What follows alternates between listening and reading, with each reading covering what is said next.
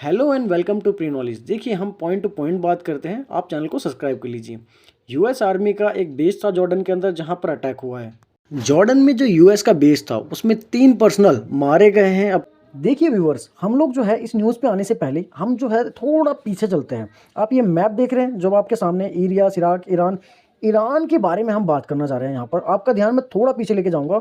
आप इस वीडियो को मतलब इस फोटो को देखिए। जो कासिम सुलेमानी था, जो ईरान में हेड कमांडर था, उसकी जो मौत के दिन एक मतलब ड्रोन स्ट्राइक हुआ था यूएस के थ्रू, और उसमें जो है बहुत सारे लोग मारे गए थे। और कहा जा रहा है कि इसी का बदला लेने के लिए जो ईरान है उसने अटैक किया है जॉर्डन के ऊपर। और उसके बाद ही अमेरिका ने जो है एक मैसिव अटैक किया है ड्रोन से। बहुत ज़्यादा अटैक किया है। आपको बताता हूँ इस वीडियो में कहाँ कहाँ अटैक किया है। आप वीडियो पोस्ट करके देख सकते हैं कि जो ये 3 आर्मी पर्सनल थे, ये जॉर्डन के अंदर डिप्लॉय थे। और कहा जा रहा है कि ये 3 ही जो लोग हैं ये मारे गए, जिसमें से एक लेडी थी। ये तीनों के तीनों जो है मतलब एक ड्रोन स्ट्राइक में मारे गए। पॉइंट टू पॉइंट बात करते हैं। यूएस ने इराक और सीरिया के अंदर 85 टारगेट के अंदर जो है टोटली हमला किया है ड्रोन से, जिसमें उन्होंने कुल मिलाकर 125 मिसाइल जो है फायर किए हैं इन 85 टारगेट्स में।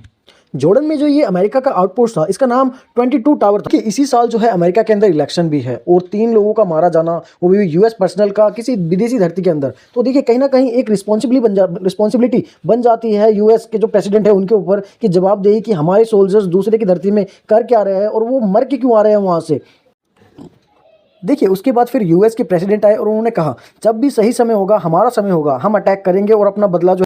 देखिए, ये जो 3 यूएस के जो सोल्जर्स मारे गए, उनकी जो जिम्मेदारी है वो जिम्मेदारी ली इस्लामिक रेसिस्टेंस ऑफ इराक ने। कई टाइम से देखा जा रहा है कि ईरान की जो पॉपुलैरिटी है वो लगातार बढ़ती जा रही है, क्योंकि उनका मानना है, ईरान के लोगों का और ईरान की गवर्नमेंट का, कि जो सऊदी अरेबिया है वो एक पपेट है जो यूएस की गोद में जाके बैठ गया है। उनको मुस्लिम्स की कोई परवाह नहीं है। वो आईएमएक जो कॉरिडोर बन रहा है इंडिया से सऊदी अरेबिया होते हुए इजराइल से, जो कनेक्ट करेगा पूरा का पूरा वेस्टर्न कंट्रीज को, उसके लालच में पड़ गया है। जिसकी वजह से जो भी मतलब मुस्लिम ब्रदरहुड है उनकी तरफ सऊदी अरेबिया बिल्कुल भी ध्यान नहीं दे रहा है। उनकी तरफ हम ध्यान देंगे। इसी वजह से आप देख पा रहे हैं कि इंडिया और जो बहुत सारे देश है इन पर भी फर्क पड़ रहा है। इन्हीं का कुछ कंट्रियां लाभ भी उठा रही है। जैसे चाइना हो गया, वो मुस्लिम्स को ऐसे दिखा रहा है कि जैसे हम ही उनके दोस्त हैं और हम ही उनके भाई हैं।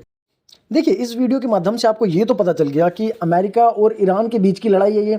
ईरान की जो प्रॉक्सीज थी इराक और सीरिया के अंदर, उन्होंने हमला किया जॉर्डन के अंदर, और जिसमें 3 आर्मी पर्सनल जो है यूएस के मारे गए। अब आपको बताता हूँ कि आगे हो क्या सकता है। देखिए, ईरान के साथ अमेरिका कभी भी डायरेक्ट नहीं लड़ेगा। और अब क्योंकि ईरान देखिए एक अलग ही गुट में जा रहा है, जहां पर ब्लैक लिस्टेड कंट्रियां हो गई, जैसे नॉर्थ कोरिया हो गई, रशिया हो गया, ईरान हो गया, इनके ऊपर अब कोई असर नहीं पड़ने वाला, क्योंकि देखिए ये ब्रिक्स का भी पार्ट बनने वाले हैं। और ईरान कहीं ना कहीं ज़्यादा से ज़्यादा इंगेज करना चाहता है चाइना और रशिया की तरफ। और इसी के चक्कर में हम कह रहे हैं कि हमने ईरान जैसा जो महत्वपूर्ण दोस्त था उसको भी खो दिया, जस्ट बिकॉज ऑफ हम अमेरिका को खुश करना चाहते थे। अब इससे होगा क्या कि जो रशिया है वो अपने एडवांस S-400 हो गया, S-500 हो गया, वो सारे के सारे पटक देगा ईरान के अंदर लाके। और उसके बाद देखना, अब बहुत ज़्यादा मुश्किल हो जाएगा यूएस का ईरान के ऊपर अटैक करना। बहुत सारे देखिए, ईरान भी जो है बहुत ज़्यादा एडवांस है ड्रोन के मामले में। ईरान ने बहुत सारे जो अपने ड्रोन थे वो रशिया को दिए थे, और रशिया ने यूक्रेन में इसका इस्तेमाल किया था। और उन्हीं की ड्रोन की मदद से कहा जा रहा है कि ईरान ने जो है जॉर्डन के ऊपर अटैक कराया है, और उनके जो 3 पर्सनल थे वो मारे गए, जिनमें से एक लेडी भी है। आप अपनी स्क्रीन पर देख सकते हैं।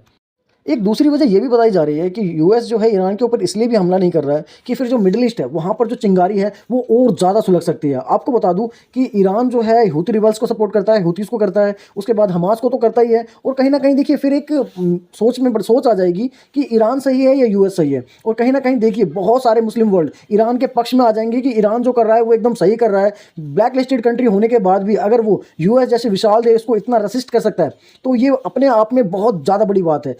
आई होप ये समझ गए होंगे आप कि ईरान ने क्यों अटैक करना ईरान को ज़रूरी था, और यूएस का क्यों ज़रूरी था करना। क्योंकि देखिए यूएस में इलेक्शन है इसलिए यूएस ने किया, और ईरान का जो उनका हेड कमांडर था, जिस दिन उसका बर्थ एनिवर्सरी मनाई जा रही थी, उस दिन यूएस ने अटैक किया था। तो ये बहुत ज़्यादा ज़रूरी था दोनों के ही लिए।